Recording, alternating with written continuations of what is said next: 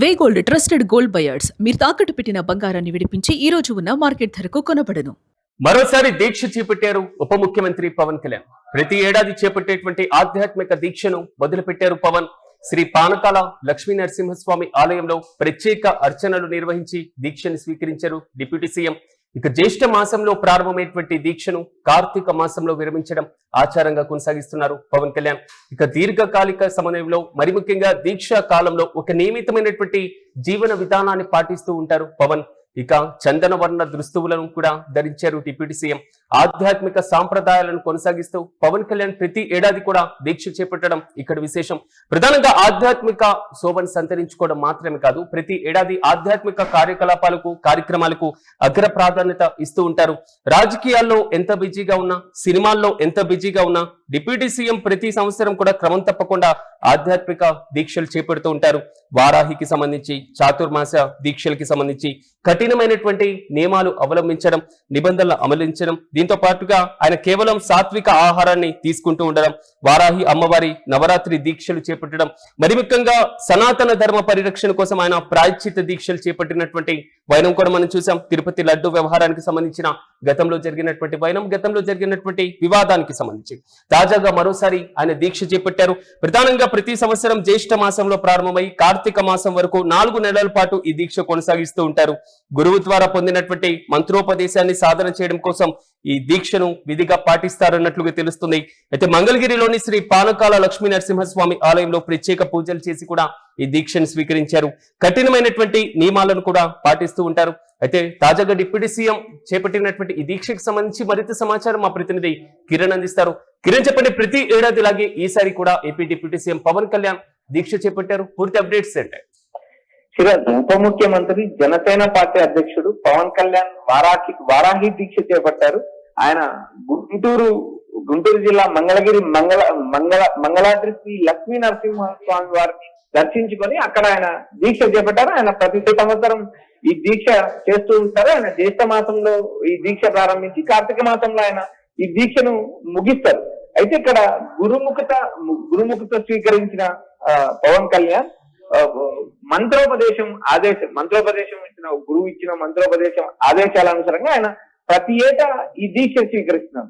దీక్షా కాలంలో ఆయన నియమితమైన ఆహారం, నియమితమైన పద్ధతులు ఏవైతే తాను ప్రజా జీవితం, రాజకీయ జీవితంలో ఉన్నప్పటికీ కూడా ఆయన ప్రతి సంవత్సరం ఈ ఆచారాన్ని కొనసాగిస్తున్నారంటూ జనసేన పార్టీ కార్యకర్తలు చెప్తున్నారు. అయితే ఆయన వస్త్రధారణ కూడా విధి నిర్వహణకు తగ్గట్టుగానే ఆయన వస్త్రధారణ కూడా ధరిస్తా అంటారు.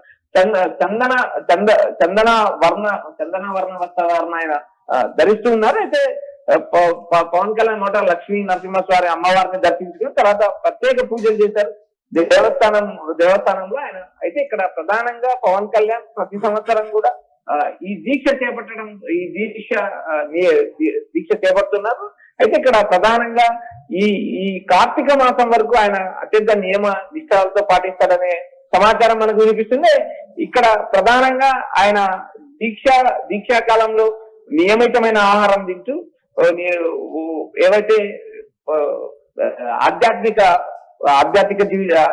జీవన విధానాన్ని కొనసాగిస్తారు. ఏదైతే గురుముఖత ద్వారా పొందిన మంత్రోపదేశాన్ని ఆచరణలో పెట్టేందుకు ఆయన ప్రతి సంవత్సరం క్రమం తప్పకోకుండా ఈ దీక్ష నిర్వహిస్తారు. అయితే ఇక్కడ ప్రధానంగా లక్ష్మీ నరసింహస్వామిని దర్శించుకున్న తర్వాతనే ఆయన దీక్ష చేపట్టారు. అయితే ఇటీవల కాలంలో ఆయన ప్రజా సమస్యల పట్ల చిత్తశుద్ధి ఉన్నప్పటికీ కూడా ఆయన అట్లు ప్రజల పట్ల, ఇటు కార్మికుల పట్ల, రైతుల పట్ల అన్ని